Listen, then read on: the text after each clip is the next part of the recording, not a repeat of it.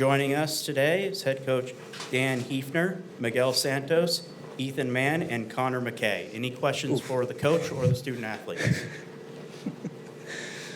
Start with Michael in the front. Coach, we understand that you had some travel issues getting here. Your West Virginia counterpart said there are always travel issues this time of year. What can you tell us about your adventures? Oh, it wasn't bad at all. I think right now it's better to have travel issues and get to keep playing, and there's a lot of people that would love to have that problem. So it wasn't bad at all. We got here plenty of time to get our practice in, and very excited for this regional. And our guys, I think, are really resilient, and I've learned to kind of in baseball you got to be able to roll with the punches. So this is just another opportunity to do that. For any of the players, was there any feeling maybe that you felt you should have gotten to host a regional, and then when not, you kind of use that as some fuel, especially after you just won a conference tournament on someone else's field? Yeah, I mean, we knew we had a small chance of hosting, but at the end of the day, we just wanted to keep our season going and just play one more game with each other, and it didn't really matter where we played that, as long as this group got to play on. All right, go to the back right here. Coach, I got two for you. One, just your overall thoughts on West Virginia's team this year and what they present as an opponent. Yeah, really good team. Obviously solid, kind of all around, and I think everybody would agree that's a really solid number 3 team. Could easily be a number 2.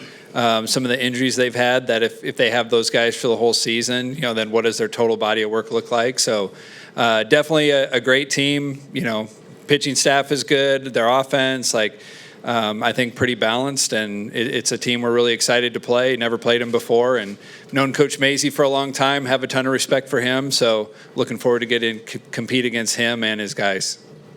So that was going to be my other question. We spoke with Randy earlier this week, and he talked about playing your program in the past when he was at TCU. Just your thoughts on Randy. Obviously, this is his last year. Just in any relationship or fun anecdote, I guess, you have about Randy.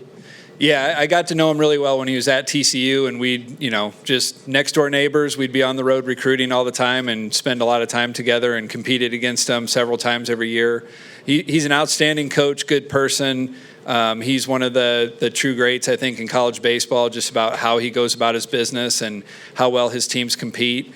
He's kind of a guy like his guys are going to be ready to play. They're tough. They're competitive.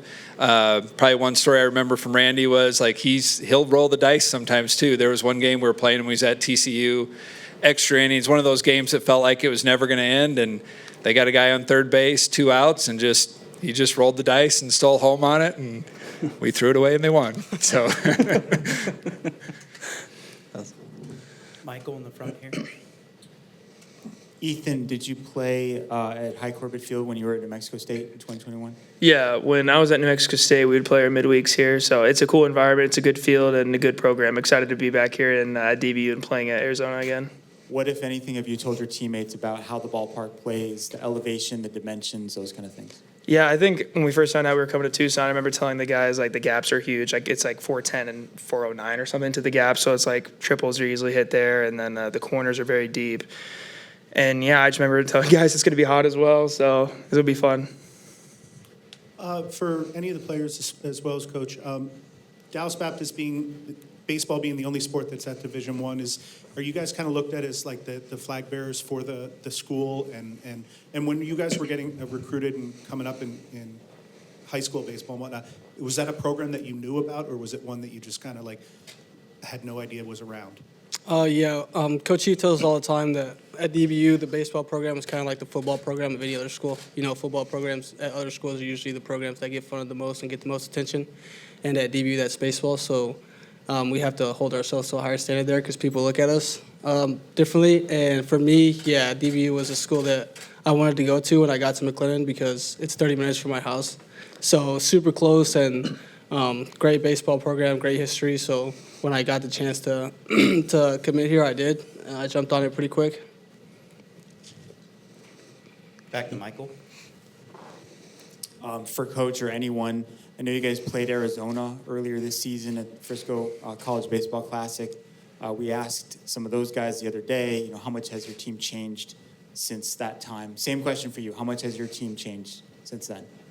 Yeah, I think we've all changed a lot and definitely grown. And I think, you follow the people that you play against. So I've been always checking Arizona, looking at their box score, seeing how they've really got on a roll here once they got into conference play. And I think we've changed a lot too. I think we were playing really well at that time and had a good tournament at Frisco.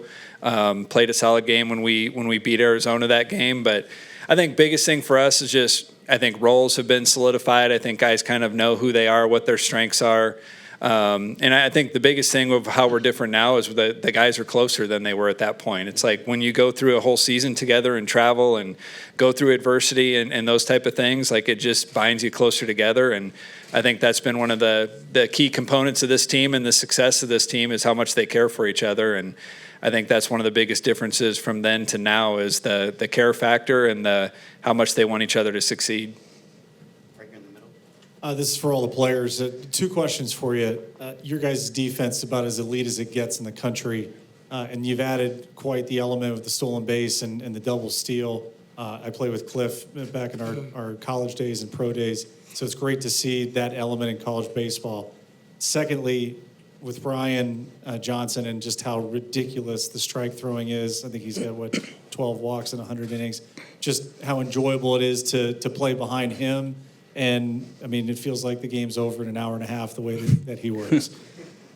I think playing behind RJ, sometimes in the outfield I'll be talking to myself, I'm like, I love playing behind RJ. He's definitely the most electrifying pitcher I've ever played behind. I've been in college baseball for 6 years.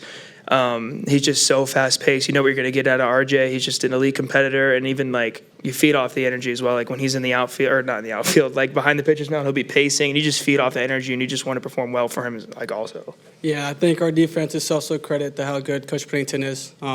He works very well with us. He makes defense really, really simple for everybody, and he just tremendous knowledge and passes it on perfectly to his players. And yeah, playing behind RJ is fun. It's easy to stay locked in just because he works so fast. And yeah, a lot of ground balls are being hit when he's pitching, a lot of strikeouts too.